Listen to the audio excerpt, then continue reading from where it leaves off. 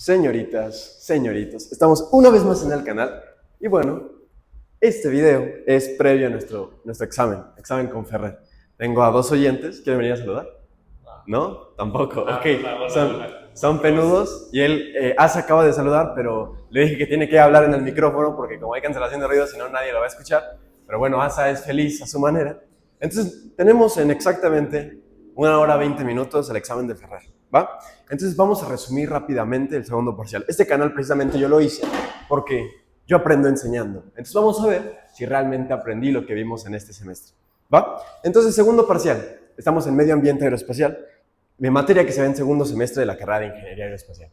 Entonces, ¿qué se ve en esta parte? Pues bueno, ya es precisamente de las capas de la atmósfera, ya estamos de la mesósfera para arriba, que sería termósfera, ionosfera y exósfera. Y queremos ver las condiciones a las que se somete un satélite, las condiciones a las que tiene que vivir en donde vive un cohete, ¿va? Entonces tienes que entender muy bien qué es lo que pasa en esa escena.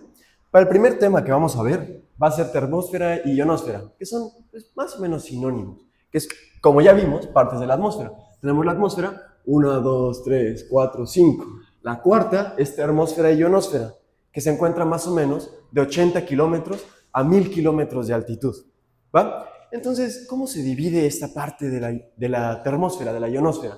Pues bueno, se subdivide en 4 secciones, que vamos a llamar sección D, E, F, y la F se divide en F1 y F2. Entonces tenemos la capa D, E, F1 y F2.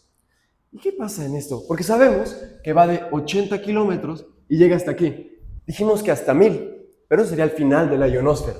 Vamos a poner aquí, y el libro dice que llega hasta 500 kilómetros. ¿Las divisiones de dónde van? Me equivoqué, no es 80, es 50, 50, 80, 80, 140, 140, 500. Y mitad, 250. Entonces ya tenemos las capas de esta parte que es la termósfera. ¿Y qué sucede aquí? Pues vamos a entender el comportamiento eléctrico. ¿Qué es lo que pasa aquí? Porque el siguiente tema va a ser magnetosfera, ¿ok? Entonces, ¿qué pasa en estas partes de la atmósfera? Sabemos que esto es ¿qué? La altitud en kilómetros, ¿va? Entonces, ¿qué pasa en la capa D? Pues en la capa D lo que vamos a tener principalmente, el principal componente, la principal molécula que tenemos aquí, va a ser H2O. ¿Bien? Y un poquito más arriba, ¿qué vamos a tener? Pues no me acuerdo. Según yo era oxígeno 2. ¿Bien? Y de ahí, ¿qué tenemos? La capa F1 y la capa F2. ¿Y qué tenemos en esta sección? Lo que vamos a tener más presente va a ser oxígeno atómico. O sea, sin el 2, únicamente oxígeno. Y más arriba vamos a tener NO en mayúscula y igualmente oxígeno. ¿Bien? Y más arriba, en esencia, aquí me equivoqué, no era oxígeno diatómico, es únicamente atómico en la capa E, porque la capa F es la que tiene NO y oxígeno. Y más arriba vamos a tener hidrógeno. Y esta parte que llega hasta los 1000 kilómetros se le conoce como plasmásfera. ¿Ok? No sé si es plasmósfera o plasmásfera, según es plasmásfera. ¿Y qué pasa aquí? Pues bueno, hay radiación. ¿Hay radiación de qué? Pues lo que sucede es que inciden los rayos del sol en esta parte de la atmósfera y se conservan ahí. ¿Qué rayos? Pues principalmente van a ser rayos X y rayos X, U, V. ¿Bien? ¿Y qué va a pasar con estos rayos? Pues sucede que lo que va a pasar en esta parte de la atmósfera, precisamente a los 200 kilómetros, es que vamos a tener gases neutros. ¿Y estos gases neutros? ¿Qué va a pasar con estos gases neutros? Pues bueno, al combinarse gases neutros con radiación, un aumento de energía colosal, se va a generar plasma. ¿Y este plasma qué es? ¿Este plasma qué hace? Pues bueno, tiene propiedades bien interesantes. ¿Por qué? Porque vamos a tener, por ejemplo, en la Tierra, algo que se llama magnetosfera. Entonces, entender cuál es el comportamiento del plasma, dónde es que está ubicado las partes ionizadas, es esencial para el medio ambiente aeroespacial, para los satélites. Entonces, a 200 kilómetros, el elemento más presente va a ser oxígeno atómico, ¿ok? ¿Y por qué oxígeno atómico? Porque lo que vamos a hacer es empezar a separarlo gracias a lo que incide, radiación, que es rayos X y rayos XV. Y en la parte D y en la parte E ya no vamos a tener rayos X y rayos XV. Se les va a denominar con otro nombre, que va a ser radiación Lyman, ¿ok? Entonces aquí vamos a tener radiación Lyman, que se conoce radiación Lyman alfa. Aquí vamos a tener radiación Lyman beta, que es otra forma de referirse a esto. Rayos X es Lyman alfa, rayos XV va a ser Lyman beta, que va de ¿qué? De los 121 nanómetros. ¿Qué son nanómetros? Pues bueno, es una unidad muy pequeña, imagínate como centímetros. ¿Y centímetros de qué? De longitud de onda. Ya sabemos que la longitud de onda, estamos en la universidad, no voy a hacer mucho, no voy a detallar esta sección, ¿va? ¿Y qué va a ser los Lyman beta? Lyman beta va a ser la longitud de onda, que es de 102 nanómetros. ¿Bien? Lo que es interesante de aquí es eso, los rayos que inciden en forma de radiación van a promover que los gases neutros, junto con los rayos que inciden, van a generar plasma. Y ese plasma es muy relevante para la ingeniería aeroespacial, ¿va? Entonces es el tema 1, sencillito, simplificado, cosas que van a preguntar en el examen, porque es un examen muy de memoria, un examen muy mecanizado. Pues saberte hacer este diagramita, saber cuáles son las radiaciones, qué es lo que viene aquí. Y si te das cuenta, tiene sentido que pasa de H2O a oxígeno, a NO y oxígeno, y por último a hidrógeno. ¿Por qué? Porque es como si fuera un agua de piña. Sabemos que cuando tengo mi agua de piña, en la parte de abajo se va a quedar los cachitos de piña y arriba va a ser un poquito de agua, por eso la tienes que agitar para que se mezcle. Y la atmósfera precisamente no es del todo homogénea, va a ser un poco heterogénea. ¿Bien? ¿Dudas? Bueno, tú llegaste tardísimo, ¿no? ¿No? Bien, perfecto. El siguiente tema es el favorito del doctor Ferrer, porque viene en su examen prueba, que va a ser la magnetosfera. ¿Y qué es esto de la magnetosfera?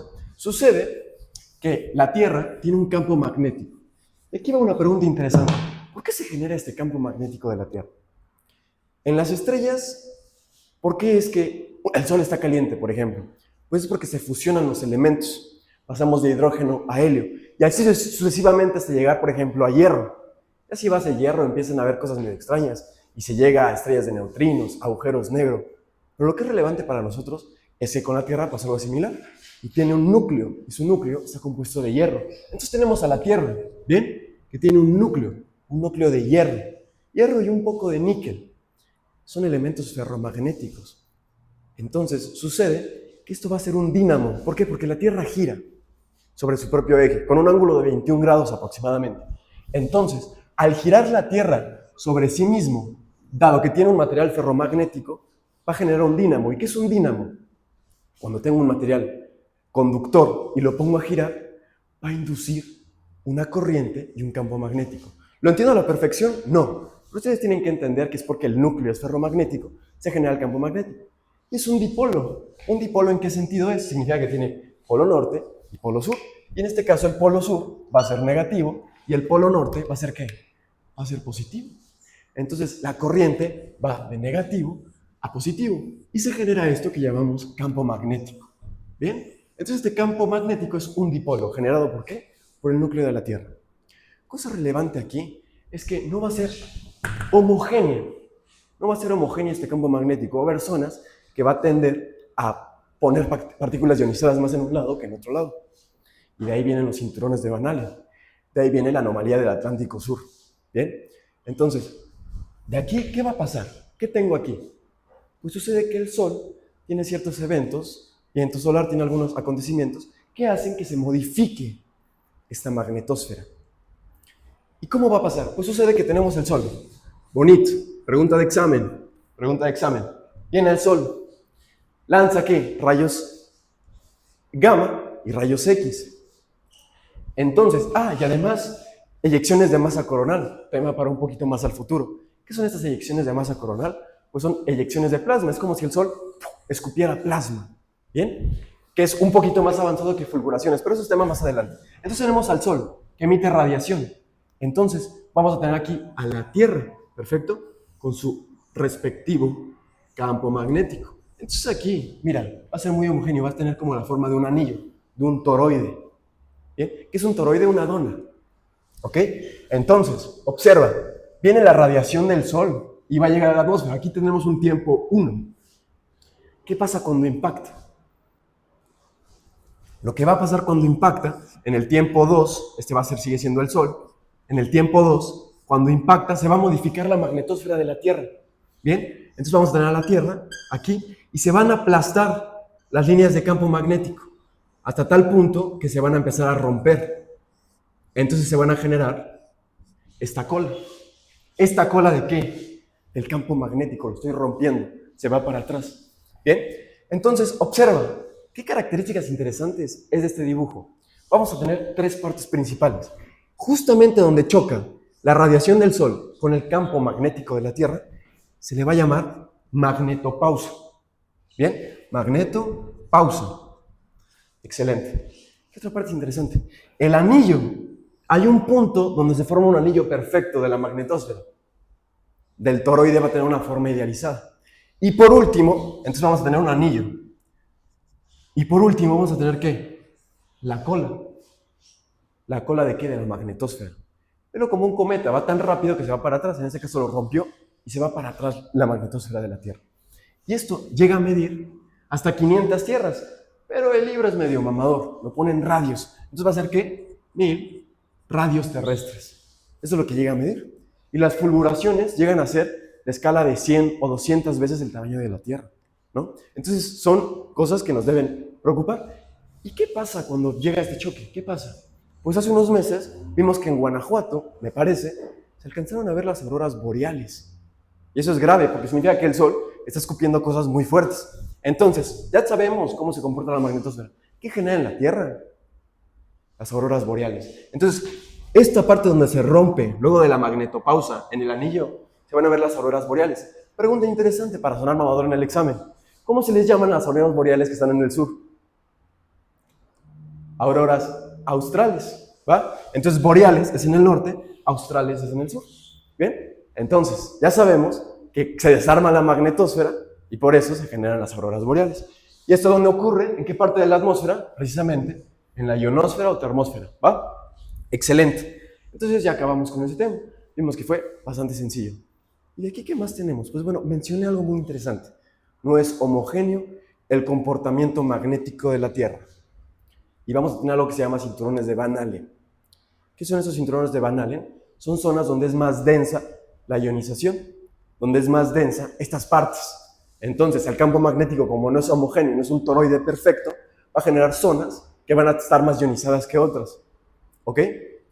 Y estas zonas se le conoce como anomalía del Atlántico Sur, la más fea, o cinturones de Van Allen. Entonces, estos cinturones de Van Allen, si lo vemos como un toroide, ya dejo de pintar, odio mi vida, lo vemos como un toroide, sería como una dona en este sentido. Entonces vemos que sería algo así. ¿Y esto qué es? El campo magnético de la Tierra. Ok, sabemos que este es el campo magnético de la Tierra. Va a haber zonas que van a ser más densas que otras. ¿En qué? En iones. Por la radiación vamos a tener ahí precisamente protones y electrones. Entonces, en estas zonas es lo que se le conoce como... ¿Cómo? ¿Cinturones de qué? De Van Allen, exactamente, cinturones de Van Allen. Ah, ya está, no mames. Entonces se le va a conocer como cinturones de Van Allen, ¿ok? ¿Y cinturones de Van Allen qué es? Que la ionización no es homogénea. Y tenemos una cosa muy interesante que se llama anomalía del Atlántico Sur. ¿Qué es esto? Pues sucede que en el Ecuador, más o menos viendo la Tierra de lado, por esta zona vamos a tener como un hoyo.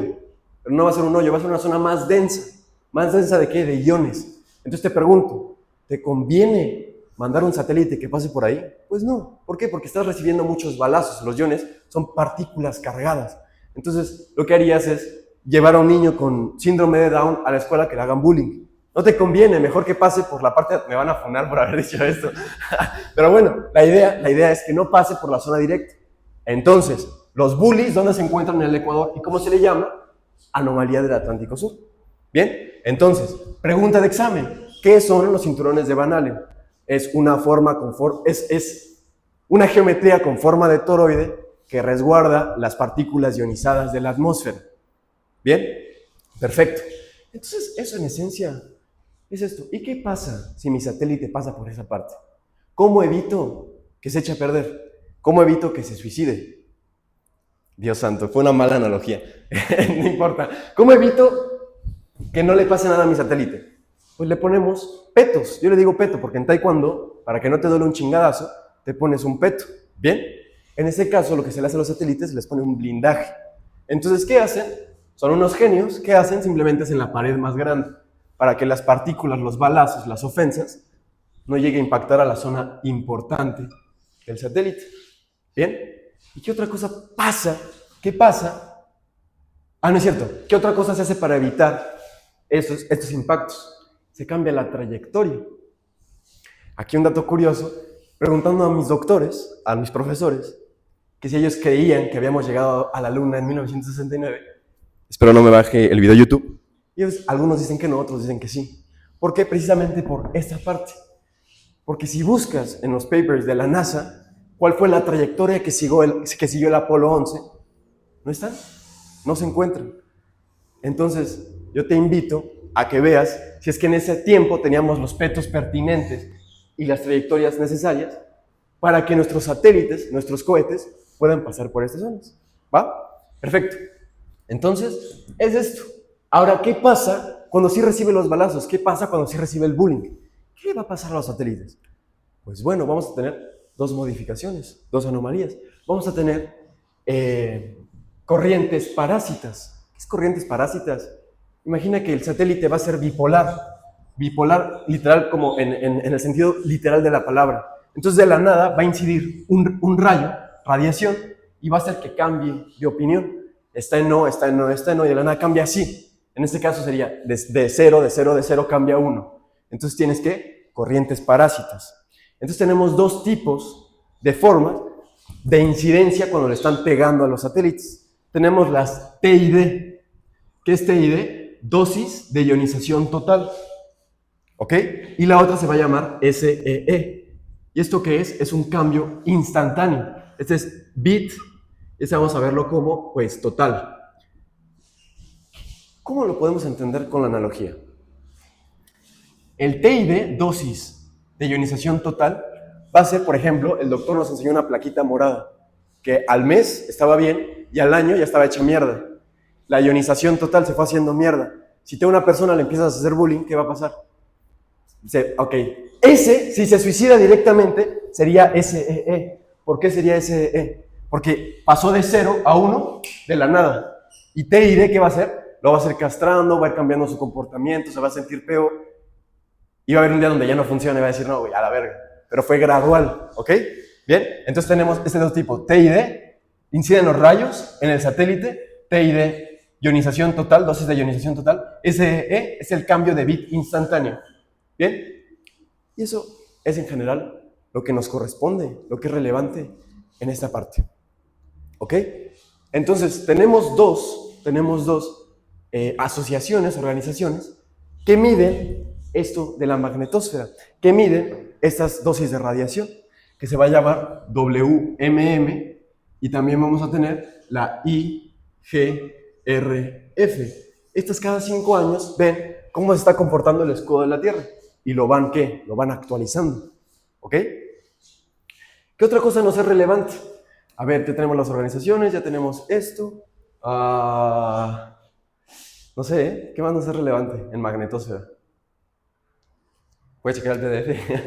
Ya veo. Estamos en la 4. Componentes Radhard. Los componentes Radhard. ¿Qué es los componentes Radhard? Componentes radiación hard, radiación dura. Son componentes que precisamente no se ven afectados tanto por esta radiación. Sería como...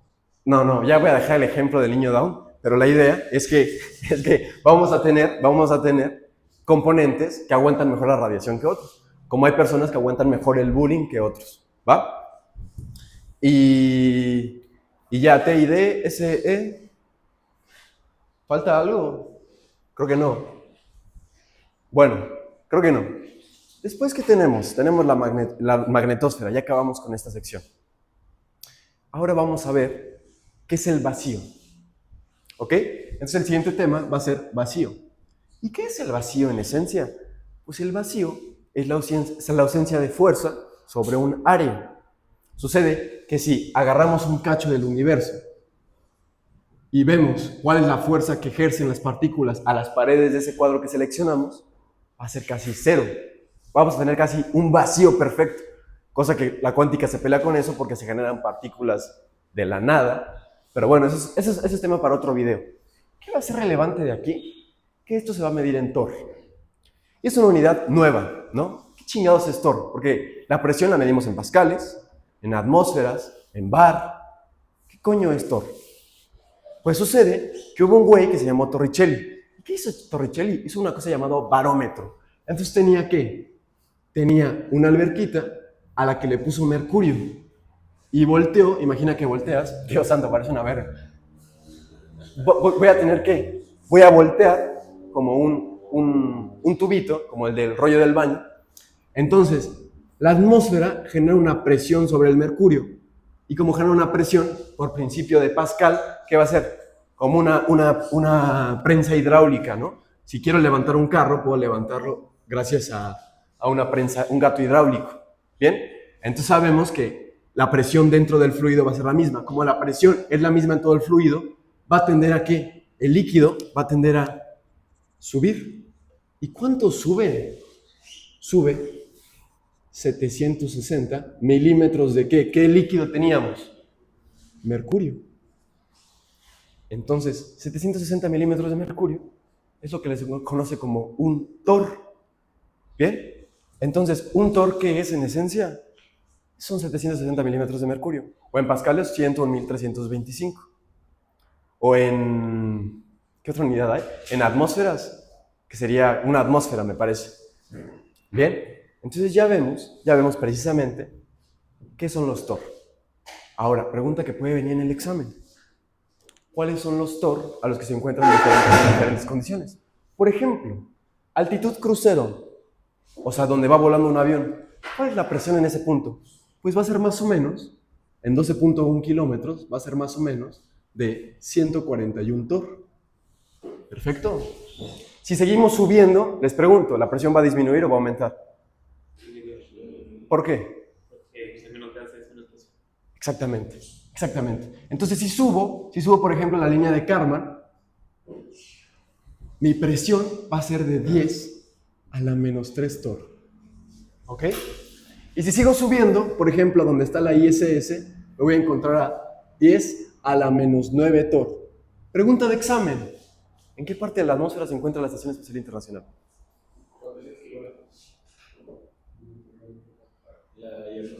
En la ionosfera, exactamente. Y si sigo subiendo, voy a llegar a ¿qué? Bueno, pues muy lejos. Pero bueno, voy a llegar a ¿qué? Vamos a suponer la Luna como otro dato. ¿Y en la Luna cuál es la presión? Va a ser 10 a la menos 11 torr. ¿Y el Deep Space? ¿Qué es el Deep Space? Imagínate, entre dos galaxias hay un espacio que los separa. Ese espacio donde no hay casi nada. Como no hay casi nada, no vamos a tener una presión. Y eso va a tener una presión, o sea, sí la vamos a tener, pero va a tender a cero. Va a ser, en Deep Space, vamos a tener una presión de 10 a la menos 17 torr. ¿Bien? Y en esencia, eso es el vacío. Ya acabamos por eso. ¿Tienen alguna duda? Ninguna. ¿Sí? Ok, perfecto. Ahora bien, vamos a entrar a otro tema interesante, que el profesor repitió en clase como 5 millones de veces. Micrometeoritos y basura espacial. ¿Cómo le encanta decir que China es una mierda? Pero bueno, ¿qué vamos a atacar en este punto? ¿Qué son los micrometeoritos? ¿Qué son? Pues bueno, micrometeoritos hace sentido. Meteoritos, o sea que pertenecen a la naturaleza, son algo natural. ¿Y qué están? Están en órbita. Entonces vamos a suponer, voy a borrar. ¿Puedo borrar acá? ¿No hay problema? ¿Bien? Ok. Entonces, se va a magnetosfera. Vamos a tener ¿qué? A la Tierra. Vamos a tener a la Tierra, ya no pinta. Vamos a tener a la Tierra. ¿Ok? Entonces sabemos que va a haber cosas orbitando a la Tierra. Vamos a tener dos cosas, micrometeoritos y basura espacial. ¿Va? Entonces, micrometeoritos, ¿qué son? Pues partículas naturales muy pequeñas que se encuentran en órbita. ¿Y la basura espacial qué es? La basura espacial son objetos artificiales, o sea, generados por el humano, que se encuentran en órbita. Y ahorita el 95% de cosas que se encuentran en órbita son basura espacial, son micrometeoritos. ¿Y quiénes son los mayores emisores? China, Rusia y Estados Unidos. ¿Bien? Entonces, tienen un nombre interesante, porque a los micrometeoritos, por ejemplo, el 12 de agosto, el 10 de agosto, que es más o menos por cuando cumple mi papá, sucede un evento que se llaman Perseidas. Y puedes ver en el cielo que caen unas cosas, pasa como una ráfaga de lluvia de meteoritos. Son las Perseidas, que también se les conoce como lágrimas de San Lorenzo. En noviembre tenemos otro evento de micrometeoritos, las Leónidas, que son exactamente lo mismo. ¿Bien? Y la basura espacial. Sucede que cuando hay basura espacial es muy difícil quitarla de órbita. Entonces, hay diferentes concursos que hacen propuestas nuevas para quitar esta basura del espacio. Y aquí hay algo que se llama síndrome de... ¿Puedes ver el capítulo 6, por favor? ¿Síndrome de qué? ¿De Kessel? ¿Cómo? No es Casemiro, ni de chance. ¿Cómo? Kessler. ¿Con doble S? Sí, Kessler. Síndrome de Kessler. ¿Y qué es esto? Imagina que vas en un carro y chocas contra otro carro. Se va a generar un montón de mierda, porque se van a hacer mierda los dos carros. Va a haber un montón de basura. Y en el espacio esta basura sigue chocando con ella misma. Entonces es un efecto dominó. Cuando hay un choque de dos cosas en el espacio, las basuritas, lo que resta, sigue chocando entre ella misma y va a promover que se haga más basura espacial. ¿Bien? Y bueno, eso es lo único que nos es relevante para micrometeoritos y basura espacial. ¿Dudas? ¿No, Porolo? Bien. Ok. Vamos casi. Sí. Estrategias para mitigar que no golpeen con satélites. Ok. Estrategias para mitigar. ¿Son las preguntas que vienen en mi desde? Perfecto. Hazlas. ¿Qué estrategias tenemos para mitigar? Pues sucede que tenemos herramientas que nos dicen dónde se encuentran esta basura espacial. Y creo que tenemos noción hasta 1 milímetro. Entonces tenemos localizada toda la basura, no toda, pero muy buena parte de ella. Entonces lo que hacemos es, por ejemplo, con STK, podemos rastrear dónde se encuentran y evitar esas zonas. Y ya, es todo. ¿Bien? ¿Ya, güey? Y todo, pero sí. Ok. Dale, ¿alguna otra duda de otro tema que venga en el PDF? ¿No? Perfecto. Y bueno, eso es lo que nos es relevante. Luego tenemos algo llamado microgravedad. ¿Qué es la microgravedad? Piensa en la Estación Espacial Internacional. Los astronautas que están como flotando, porque están en caída libre. La microgravedad es que cuando estamos en órbita, la fuerza centrífuga se iguala con la gravedad, con la fuerza gravitacional. ¿Esto qué va a generar? Que estés en una caída libre constante. Que de hecho no es completamente igual la gravedad con la fuerza centrífuga. ¿Por qué? Porque gana la gravedad. La ISS, la Estación Espacial, tiene un propulsor que se le echa para atrás cada cierto tiempo para mantenerse en órbita. Entonces, ¿qué me está ganando? Me está ganando la gravedad sobre la fuerza centrífuga. ¿Va? Entonces, ¿qué se considera microgravedad? 10 a la menos 6 de la gravedad a nivel del mar, G0, 9.80665, ¿va? Metros sobre segundo cuadrado. Entonces, ¿cómo podemos simular microgravedad en tierra? Primero tenemos la ISS, que en tierra estaría entre muchas comillas, 400 kilómetros, no es en tierra, ¿va? ¿Qué otros? Tenemos algo que se llaman aviones parabólicos. ¿Esos aviones qué hacen? Van en línea recta, suben y de la nada caen en picada. En esta caída en picada tienes aproximadamente 22 segundos para hacer experimentos. ¿Bien? O para vomitar, lo que tú quieras hacer. Y luego tenemos otra cosa, tenemos torres. Torres muy altas, más o menos de 100 metros, que dejan caer, o sea, dejan en caída libre un objeto. Esta, por ejemplo, en Múnich, en Alemania, una torre donde puedes dejar caer experimentos y tienes aproximadamente 4 o 6 segundos para ver tu experimento. ¿Y por qué nos conciernen los experimentos? Por ejemplo, en medicina, el humano, si no se somete a una fuerza gravitacional, ¿qué va a pasar? A los astronautas les da osteoporosis.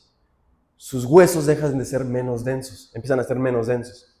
¿Qué significa? Que se rompen más fáciles, porque no están sometidos a la fuerza gravitacional cotidiana.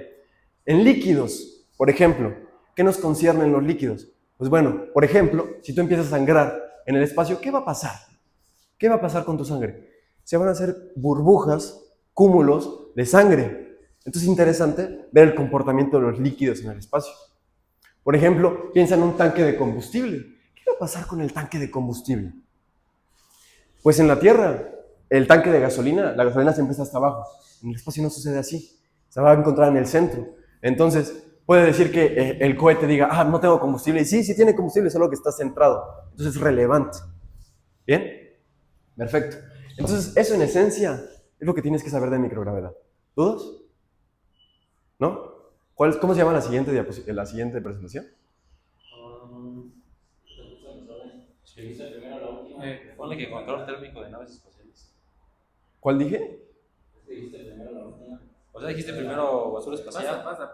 Control térmico de naves espaciales. Control térmico de naves espaciales. Bueno, ¿cómo controlamos la temperatura? Y aquí entra termodinámica, muy importante, de las naves espaciales. ¿Qué va a pasar aquí? ¿Qué es lo que vamos a tener? Pues sucede que en el espacio, con las leyes de termodinámica, ¿cómo se transfiere el calor? Primero habría que pensar, ¿qué es el calor? Es la energía cinética translatoria que se mide en las partículas puntuales. Entonces, la media de las velocidades de las partículas es lo que se conoce como temperatura. Y el calor es precisamente esa transmisión de temperatura. Bien, tenemos 3 tipos de transferencia de calor: conducción, convección y radiación. Pregunta para ustedes, ¿cuál no hay en el espacio? No, convección. ¿Por qué? Porque no hay medio al que se transmite. Exactamente. Conducción es 2 cubitos tocándose, pasa de aquí a acá. Están bailando y los contagia.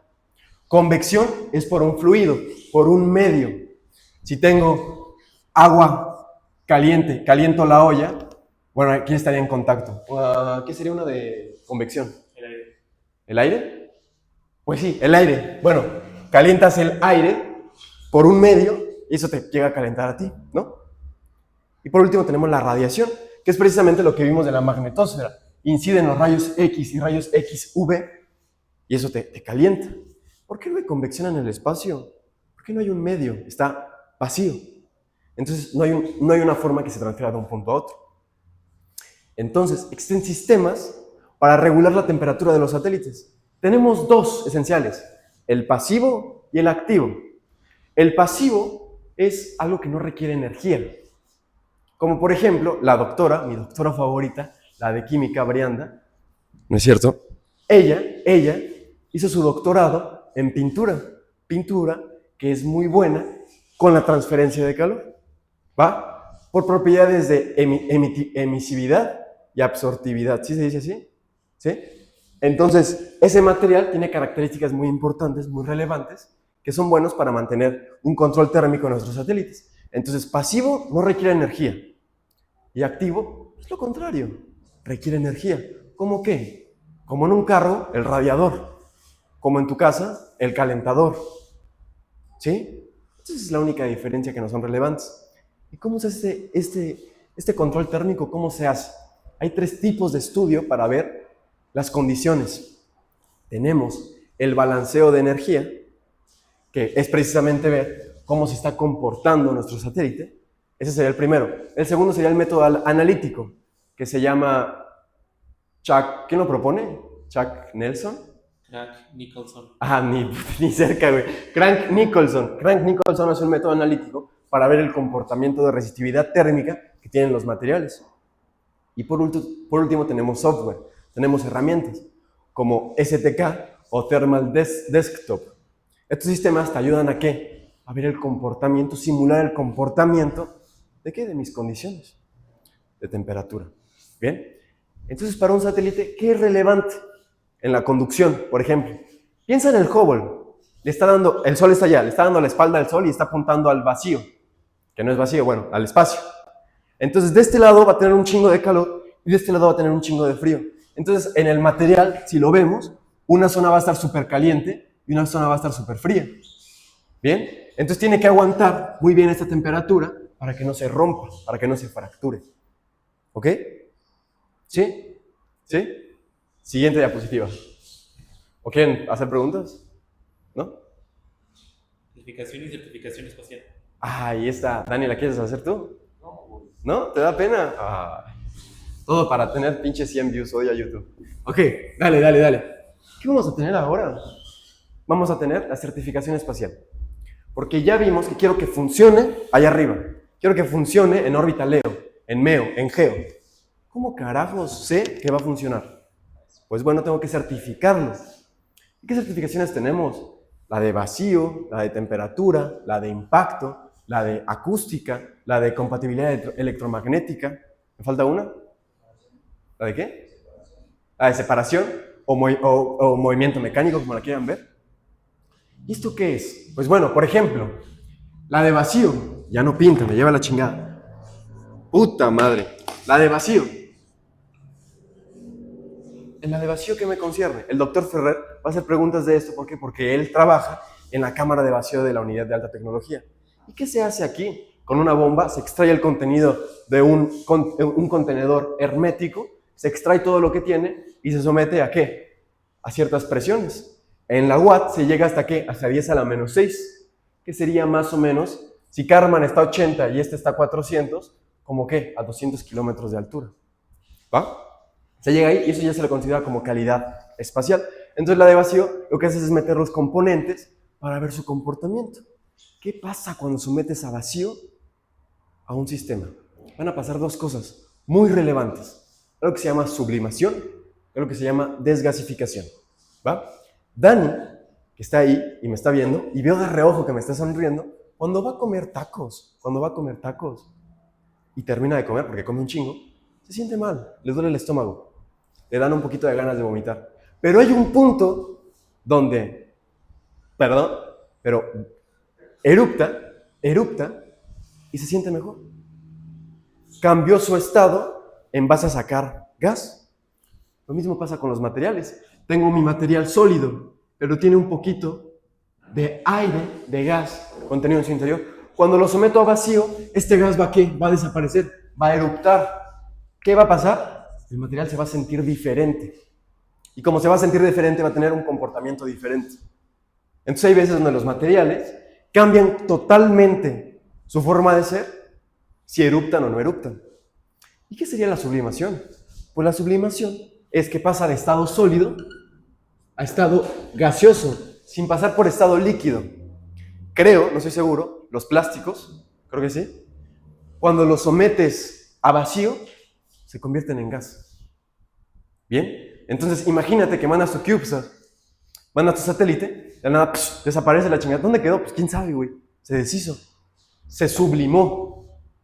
¿Bien? Entonces la prueba de vacío es muy relevante. ¿Qué otra tenemos? La prueba de impacto. ¿Qué es la prueba de impacto? Es ver las características estructurales de mi material. Se ponen a ¿qué? A lanzar, ¡pah! A lanzar CubeSat, se ponen a lanzar satélites y ver cómo se comporta la estructura, si es que resiste, ¿no? Tenemos la de vibración. ¿Qué es la de vibración? Tenemos una mesa que se somete en eje X, eje Y y eje Z. Se somete a vibraciones para ver cuál es el comportamiento de ¿qué? De mi satélite. La de compatibilidad electromagnética. ¿Qué sería la de compatibilidad electromagnética? Que es EMC. Es ver si pueden llevarse todos bien, todos los componentes pueden llevarse bien. Por ejemplo, no puedes poner una batería junto a un imán, junto a la computadora madre. ¿Por qué? Porque entre ellos no están hablando el mismo idioma y solo va a haber ruido. Va a haber ruido electromagnético. Si Romo ve este video me va a patear porque usa analogías y él quiere las leyes de Maxwell, pero no es relevante para este momento. Lo que es relevante para este momento es entender que tienes que separar, poner en jaulas de Faraday los componentes para que no haya mucho ruido electromagnético. ¿Qué otra tenemos? La de acústica. No tengo ni putísima idea de qué es la de acústica, ¿alguien sabe? Somete el satélite a luz fuerte, ¿sí? ¿A frecuencias? Ah, pues tiene sentido. La de frecuencias para ver si se fractura o algo por el estilo, ¿no? Pues sí, sería esa, de frecuencias.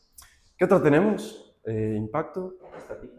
La de estática, ¿qué es? Pues ver si funciona, lo ponen ahí y ven si funciona, si puede transmitir datos, si está funcionando pertinentemente. Y de ahí se desglosa la de desacoplarse, la que decía Mati, ¿no? De movimiento. Por ejemplo, cuando se lanzan satélites, normalmente están apilados. Entonces, ver si van saliendo de forma congruente. ¿Bien? Entonces, estas pruebas se tienen que hacer aquí en tierra precisamente para evitar que fallen allá arriba, porque mandarlas son muy caras. Tenemos la prueba de temperatura también. ¿Y qué se hace? Está muy frío, muy frío, muy frío y de la nada, ¡pum!, lo calientan. Y este juego de temperatura, ven qué le pasa al material, ven si se fractura o no se fractura. ¿Bien? ¿Dudas? ¿No? Siguiente diapositiva, ¿qué es? ¿Ya es resumen general? Ok. Cosas que me faltaron es las tormentas geomagnéticas, que es cuando el sol, teníamos aquí el sol, estaba escupiendo, se mide, como por ejemplo los terremotos. Pregunta, ¿cómo se miden los terremotos? ¿En escala de qué? De Richter, exactamente. Ahora, en este caso, las tormentas geomagnéticas se miden en DST y es para ver si es muy fuerte o no es tan fuerte. ¿Cómo sabemos que vienen hacia nosotros? Por algo que se llaman puntos de Lagrange. Otra cosa interesante para investigar. Otra cosa relevante, me parece que sería todo. Creo que no hay ninguna cosa que nos falte, ¿o sí? ¿No? ¿Ya quedó? Pinche Mati, llegaste tarde, güey. Llegaste en el tema 5, güey. Pero bueno, señoritas, señoritos, esta es nuestra preparación para el examen de Ferrer. Y lamentablemente nos sometemos a un sistema que se basa en memorizar y vomitar información. Es triste, pero yo quiero que tanto a mis compañeros como a mí nos vaya bien. Entonces a veces tienes que ser parte del sistema. ¿Bien? Yo te invito a que estos temas los profundices para realmente entenderlos. Me acabo de acordar de un tema que se llama perfil de Chapman, y este perfil de Chapman iría en la parte de la ionización de la atmósfera. El perfil de Chapman te relaciona qué tan ionizada está la atmósfera, qué tan ionizada, vamos a ponerle I+, con respecto a la altura geopotencial. H, ¿va? Es esa relación de ionización con altitud. Por ejemplo, perfil Anderson relaciona la temperatura ¿con qué? Con la altitud. El perfil Chapman relaciona ¿qué? La ionización con la altitud. ¿Va? Creo que es todo por mi parte. Espero que les haya gustado y recuerden que siempre deben aprender. Bye.